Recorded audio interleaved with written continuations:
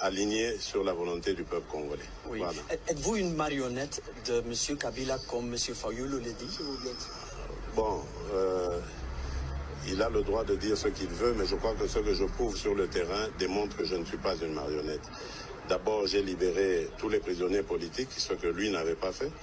J'ai ramené tous les exilés politiques, y compris un de ses adversaires les plus acharnés. Donc je ne crois pas qu'une marionnette peut faire ça.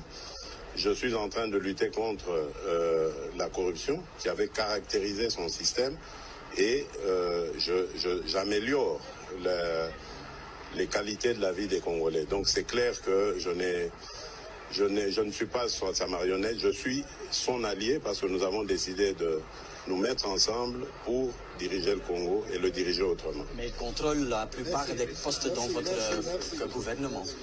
Oui, mais ça ne veut rien dire, c'est moi qui nomme. Et donc si c'est moi qui nomme, c'est moi qui peux révoquer si le ministre ne fait pas son travail. À revenir au Congo, je sens qu'il y a encore des questions. Ils se demandent est-ce que vraiment cette fois c'est la bonne, est-ce que le Congo a vraiment décollé? Moi je dis oui, le Congo a décollé, nous n'allons plus reculer, nous allons avancer et ce n'est qu'avec les Belges qu'on peut se sentir à l'aise. Parce que la Belgique c'est l'entrée pour l'Europe par rapport à nous, les Congolais, et ce serait une très bonne chose que les Belges nous aident à nous ouvrir comme ça sur le marché européen. Oui, hier vous avez parlé des antivaleurs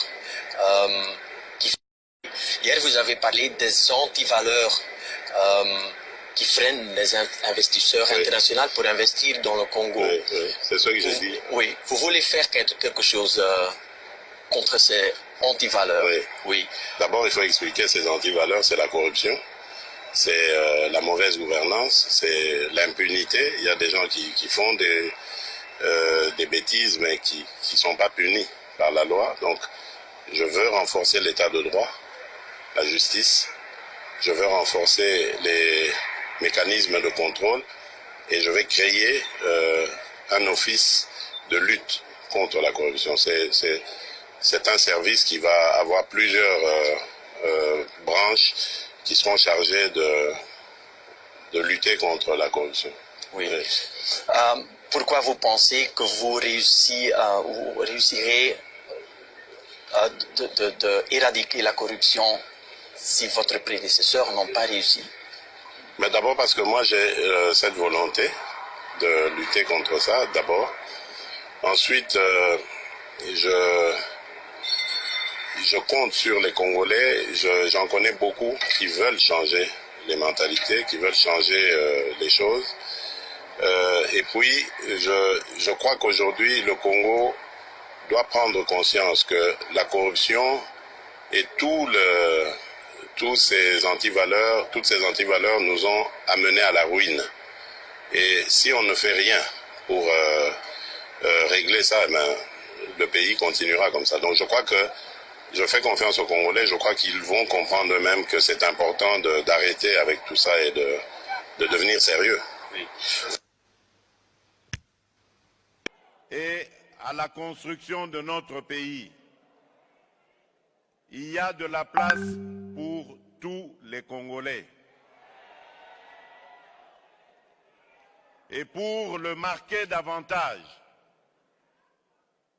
mes premiers signes ont été de libéraliser l'espace politique.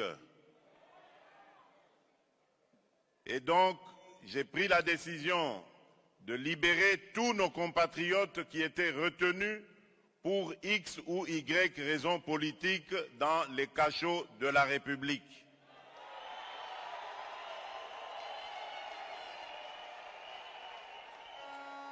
Pour ceux qui étaient en exil, empêchés de retourner dans leur pays, tout le monde est désormais libre de retourner dans son pays.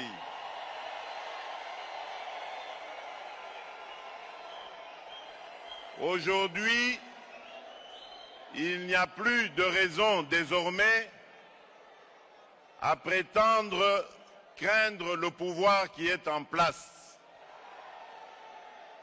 Mais je ne demande pas à revenir incessamment parce que je connais les réalités de la vie à l'extérieur du pays, surtout ici en Belgique. Je connais les engagements professionnels, ce que cela signifie, et je sais que la réinsertion sociale, lorsque surtout on est à la tête d'une famille nombreuse, n'est pas assez facile. Donc prenez votre temps, chers compatriotes, mais n'oubliez pas de rentrer dans votre pays.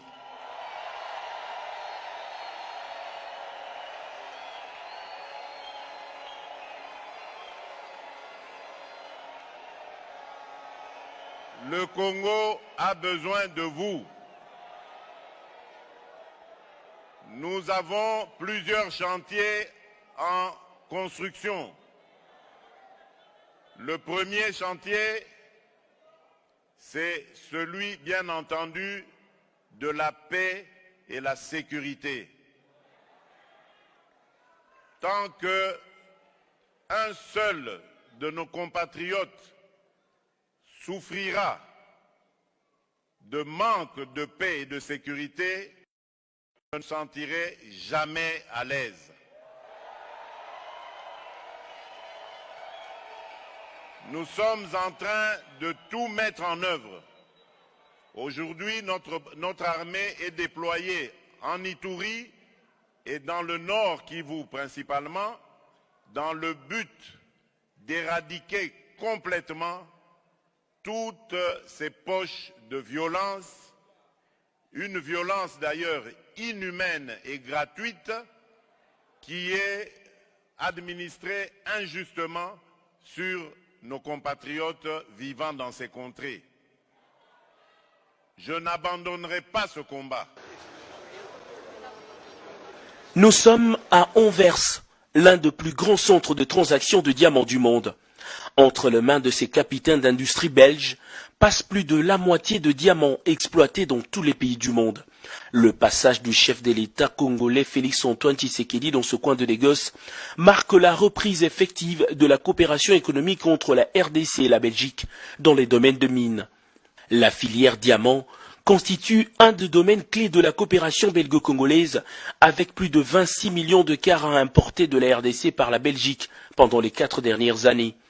Une situation qui sera sans doute améliorée grâce à ce protocole d'entente signé entre les centres congolais d'expertise, d'évaluation et de certification de substances minérales précieuses et son équivalent en Belgique, le Centre mondial de diamants d'Anvers. Ce protocole, qui s'inscrit dans une perspective de coopération gagnant-gagnant, vise dans le respect de droits en vigueur de deux pays, le développement d'une relation préférentielle et entièrement transparente. Le chef de l'État Félix-Antoine Tshisekedi lui tient fermement aux retombées de ce partenariat. Je suis conscient que les efforts de mon gouvernement à eux seuls ne suffiront pas pour l'accroissement de la production escomptée. C'est pourquoi les portes de mon pays seront largement ouvertes à ceux qui souhaitent y venir pour investir, car nous regorgeons dans notre sous-sol aussi bien le diamant industriel que celui de joaillerie. Le développement étant un facteur important de la paix et de la sécurité, nous veillerons strictement sur la traçabilité du diamant afin d'écarter toute éventualité que ces ressources ne soient destinées aux groupes armés et autres mouvements terroristes, conformément aux résolutions pertinentes du Conseil de sécurité des Nations Unies.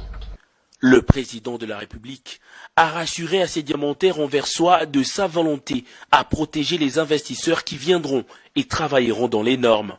Une autre retombée de la reprise officielle de relations économiques entre la Belgique et la RDC, c'est ce protocole d'accord signé entre le port d'Anvers, considéré comme le premier circuit de transport maritime entre l'Europe et l'Afrique, et la Société congolaise de transport et des ports, SCTP. De ce protocole découleront plusieurs projets de modernisation des ports de Matadi et de Boma. Comme un peu partout où il est passé, le chef de l'État a signé le livret d'or avant de recevoir des symboles de reconnaissance de la part de personnalités et autorités de la ville présentes. Le président de la République, Félix-Antoine Tshisekedi, a visité une grande partie du port d'Anvers au cours d'une randonnée, question de se faire une idée sur les projets liés à la modernisation des ports.